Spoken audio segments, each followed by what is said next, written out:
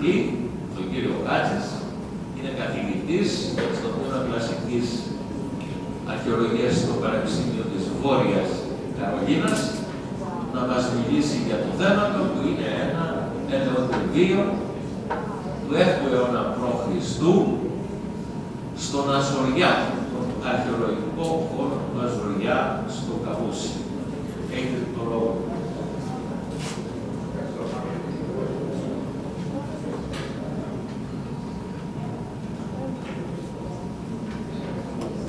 Ευχαριστώ πάρα πολύ για την πρόεδρε.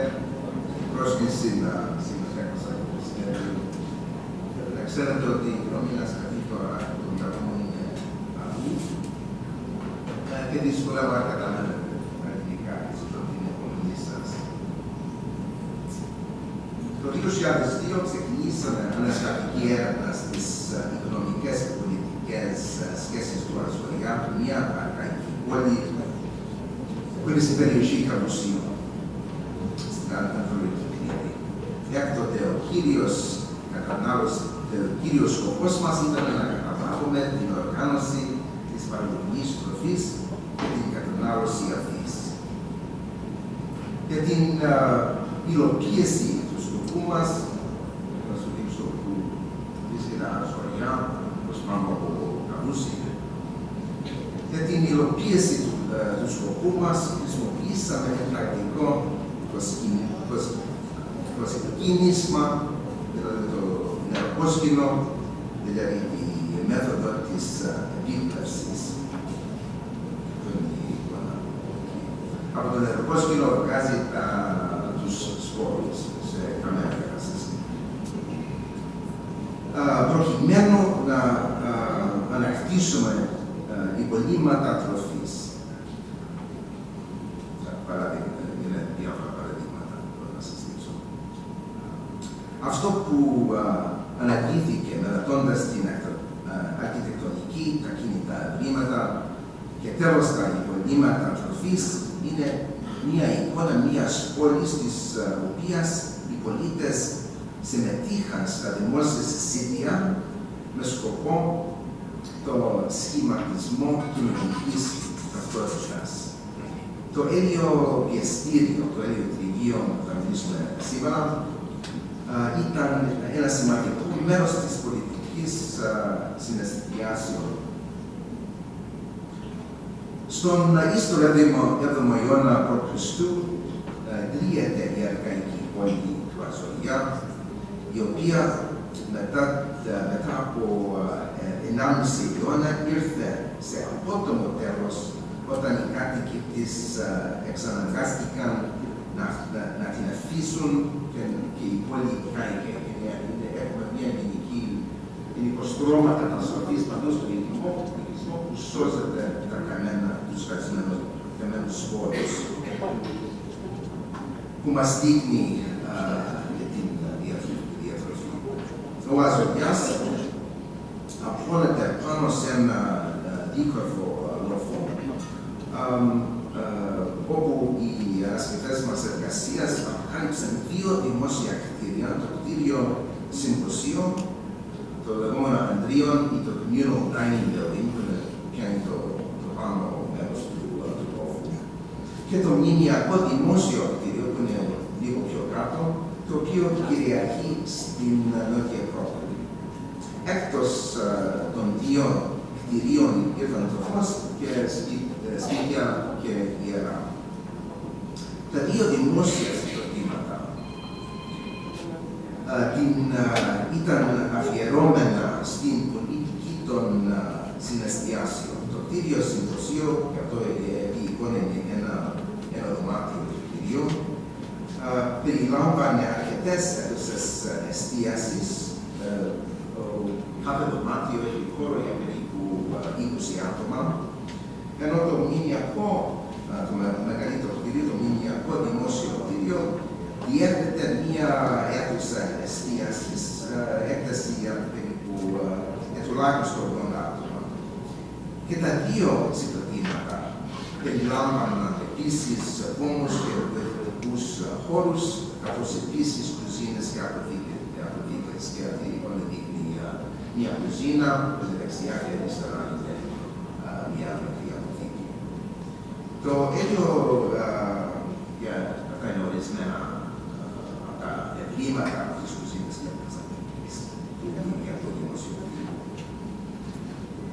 Το ίδιο πιστήριο βρισκόταν σε κεντρική θέση μεταξύ των Κυριακών Δημοσιογραφείων του διπλανού βοηθητικού κτίριου, δηλαδή το κτίριο που είχε κουζίνες και αποθήκες.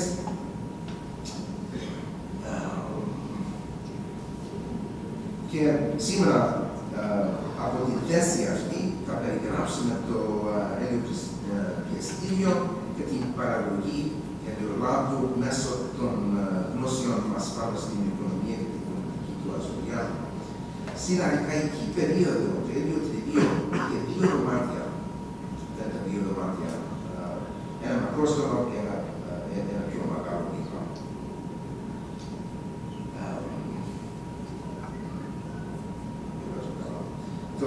Το ανατολικό δωμάτιο διαθέτει τάποδο επιφάνειας περίπου 30 τετραγωνικά μέτρα με 4 λίθινες βάσεις πύχων.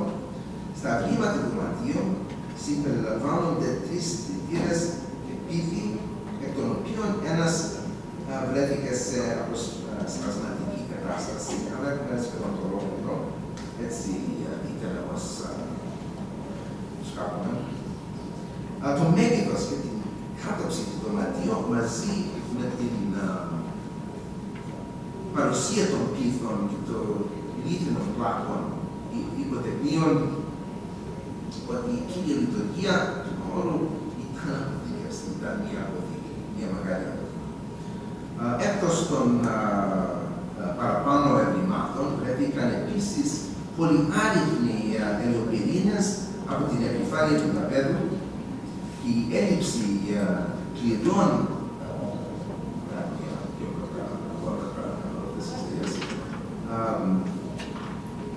και η έλλειψη πληρών πυρήνων και η ύπαρξη φρασμάτων μικρού μεγέθους με σημεία θράψης μας οδηγούν στο συμπέρασμα ότι πρόκειται για προϊόντα σύντριψης και όχι για ολόκληρες αιγαίες.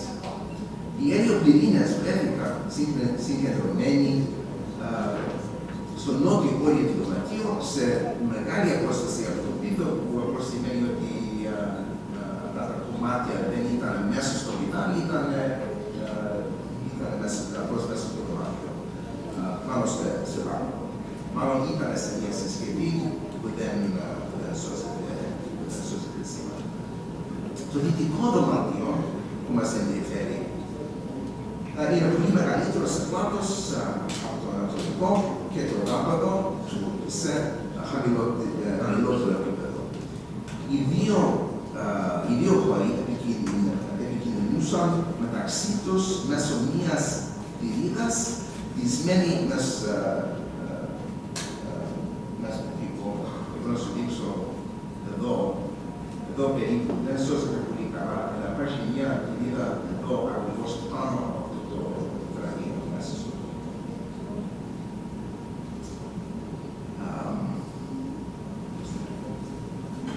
το δωμάτιο διαθέτει δύο βάσεις πεσών, μία εστία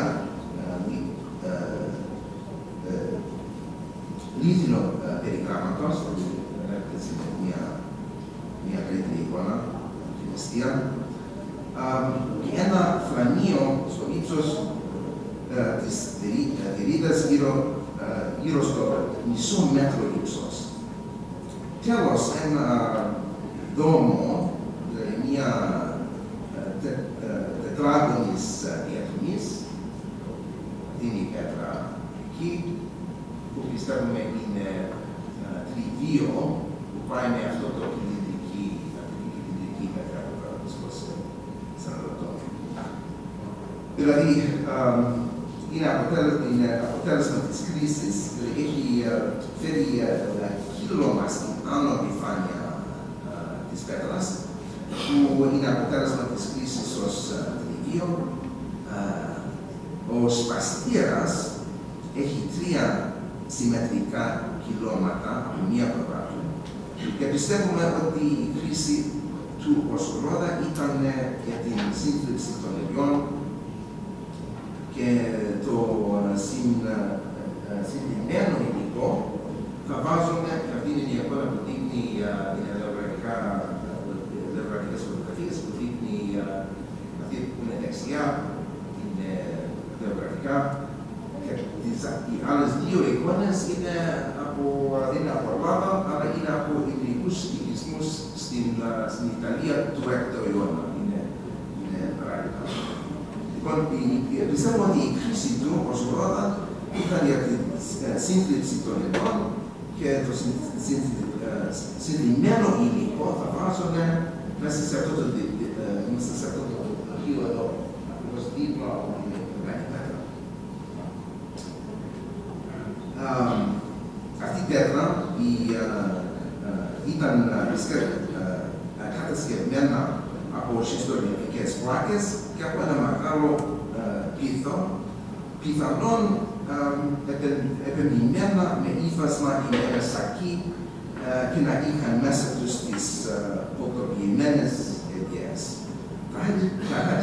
Τα χαρακτηριστικά και τα περιεχόμενα του δυτικού δωματίου συμπεριλαμβάνουν επίσης και στοιχεία ενός πιεστηρίου με μοχλό κεφάλι. Και αυτή είναι ένα παράδειγμα από σημερινή εποχή, αλλά στη μάλλον τη εικόνα είναι από Ιορδανία. Αυτό να βγάζει μια εικόνα για το σύστημα μοχλό και κεφάλι. Εμείς υποθέτουμε ότι το εγκάσιο φρανείο ήταν η βάση συμπίεσης, δηλαδή αυτό το λέμε press bench, και το λέμε μπάνκο ή φρανείο συμπίεσης, και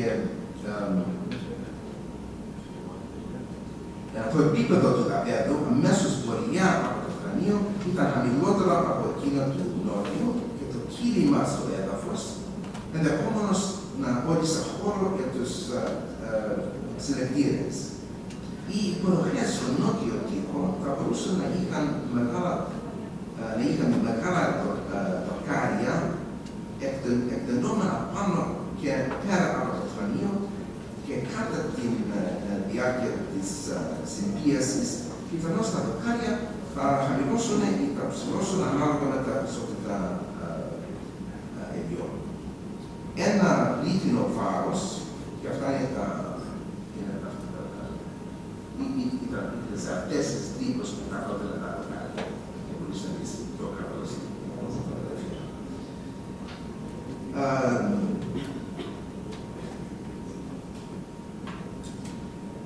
δεν βρήκαμε ένα λίθινο φάρος με μία κοπή για το πέρασμα του σκηνίου, το οποίο βρήκαμε στο κάτω κοντά στο βόρειο τοίχο, παρέχει επιπλέον ακτιβία για την ύπαρξη δοκαριών και στιγμίων. Δεν βρήκαμε βάσεις συμπίεσης πάνω στο φρανείο, αλλά βρέθηκαν σε κομμάτια, σε ένα στρώμα καταστροφής, περίπου στον ίδιο επίπεδο με την επιφάνεια του φρανείου. Έχουμε κομμάτια από τον αέρα, ένα κομμάτι εδώ να δείτε, αλλά επίσης βρήκαμε μία πληρής βάσης σύντριψης χτισμένα μέσα σε ένα ελληνιστικό κτίριο που κτίσανε μετά και μάλλον το κάνουν την πέτρα και ξαναχτίσανε μέσα στο τοίχο μετά. Η βάση αυτή έχει τον ίδιο σχήμα με τα τμήματα που προέρχονται από τον αρχαϊκό στρώμα κατεύθυνσης. Οι σπασμένοι ηλιοπυρήνες, όμοιο με αυτούς που βρέθηκαν στο πάνω αποθήκη, εντοπίστηκαν σε όλη την επιφάνεια του ταπέδου του δυτικού δωματίου. Ιδιαίτερος όμως στην περιοχή βόρειας του φρανείου και ανατολικά της λεκάνης. Η περιοχή επίσης αυτής χωρίζει για τον υποδολικό σκούρο και λίπαρο έδαφος, το οποίο υποψιάζουμε ότι είχε φωτιστεί με πλάτη. Αλλά δεν έχουμε κάνει ανάλυση σε αυτό το χώμα. η αιστεία του βόρειο άκρο του δωματίου είναι τοποθετημένη σε τέτοιο σημείο ώστε να μην εμποδίζει τα ξύλινα δοκάρια που θα μπορούσαν να προεξέχουν 2 με 3 μέτρα πέρα από το θρανείο.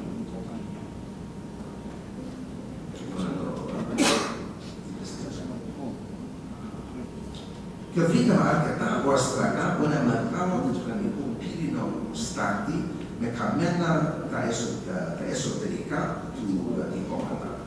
Χάρη στη συντήρηση έχουμε ένα μεγάλο μαϊρικό υποστάτη που θα μπορούσε να ήταν τοποθετημένος πάνω στην αιστεία και να κρατούσε πάνω ένα εγγύο για το ζέσταμα του νερού που τα έχει πάνω στα σακιά με τον ηλιοπορτό, με σκοπό να βγάζουν περισσότερο λάδι κατά τη διάρκεια της συντήρησης. Δεν βρήκαμε χωριστήρα ή δοχείο κατά χώρα, δηλαδή δίπλα από το θρανείο, αλλά βρήκαμε ένα πληρή χωριστήρα λαδιού της αρκαϊκής εποχής, η μορφή του είναι της αρκαϊκής εποχής και της κλασικής εποχής, μέσα σε μια αποθήκη, αυτό είναι εκεί, του βελτικού κτίριου. Υποθέτουμε ότι λάδι ήταν αποτιστημένο σε ένα μεγάλο πιθάρι, σε αυτό που ήταν σπασμένο πάνω στο λάπτο, στην αποθήκη και μερικοί πίτι που βρέθηκαν στις αποθήκες μέσα στα σπίτια και στα άλλα δημοσία κτίρια, ίσως να περιείχαν λάδι. Και σε πολλές κουζίνες και αποθήκες βρίσκαμε πολλά και μεγάλα κομμάτια κολλιές μαζί με το ρήγμα. Αυτό υποδηλώνει ότι οι διατηρημένες ζημιές, και μπορείς να δεις πως συγκεκριμένα τα καλλιτάρια που βρίσκονται στον τουρισμό και στα σπίτια και στα δημοσία κτίρια, και αυτά είναι τα κομμάτια, αυτά είναι ολόκληρες ζημιές που κανονικά βρισκόταν στις αποθήκες και τα άλλα είναι τα περίπου. Αυτό υποδηλώνει ότι οι διατηρημένες ζημιές που βλέπετε στις αποθήκες ήταν αποθηκευμένες για την χρήση τους στο μαγείρευμα και στην επιτραπέζια κατανάλωση. Πρόσφατες ποσότητες από μικρούς πυρήνες ζημιές, όμως αυτοί που εντοπίστηκαν στο δωμάτιο του Αγιοπιστηρίου βρέθηκαν εξίσου σε όλα τα λάθη του λογισμού και πιστεύουμε ότι χρησιμοποίησαν για καύση, δηλαδή μέσα στις αιστείες. Πώς η παραγωγή λαδιού ταιριάζει στην δημόσια και την πολιτική των συναισθιάσεων και αναζωριά, που είπα να μιλήσω δύο λόγια για να τελειώσω, αλλά η θέση του πιεστηρίου πλησίων του μνημιακού δημόσιο κτίριο ήταν προμετωπισμένη και μάρτυρα την σπουδαιότητα της δημόσιας επίβλεψης της παραγωγής, καθώς επίσης η σημασία του ίδιου του λαδιού. Γνωρίζουμε από ιστερότερα κλασικά κείμενα ότι η Αιγαίας ήταν μεταξύ των συνεισφορών και στους δημόσιους δεσμούς. Υπάρχει κάθε δυνατός λόγος να πιστεύουμε ότι η περίπτωση ισχύει και στον Ανατολιά. Και μέχρι τώρα πιστεύουμε ότι η κατάσταση του πιστηρίου δεν ήταν απλώς μια κοινόκριστη εγκατάσταση για την επεξεργασία λαδιού, δηλαδή για οικιακή κρίση, ούτε σχεδιάστηκε η παραγωγή λαδιού σε προορισμό, το εμπόριο ή την εξαγωγή. Το πιεστήριο του Αζωριά εντοπίζεται κεντρικά, υποθέτουμε, ότι ελεγχόταν από την κεντρική εξουσία, αλλά το μέγεθος του εξοπλισμού δηλώνει παραγωγή για τοπική κατανάλωση στα δημόσια συγκροτήματα, ίσως για τα επιφανή νοικοκυριά. Η εγκατάσταση του Αζωριά έχει απόδειξη όλων των σταδίων επεξεργασίας ελαιολάδου. Την σύμφλαξη του κακού, η συμπίαση του ποτού και το διαχωρισμό, προσφέροντας έτσι το μοναδικό καλοδιατηρημένο παράδειγμα ενός διαστοιχείου με μοχλό κεφάλι από το ελληνικό αρχαϊκό βιβλίο. Ευχαριστώ πολύ.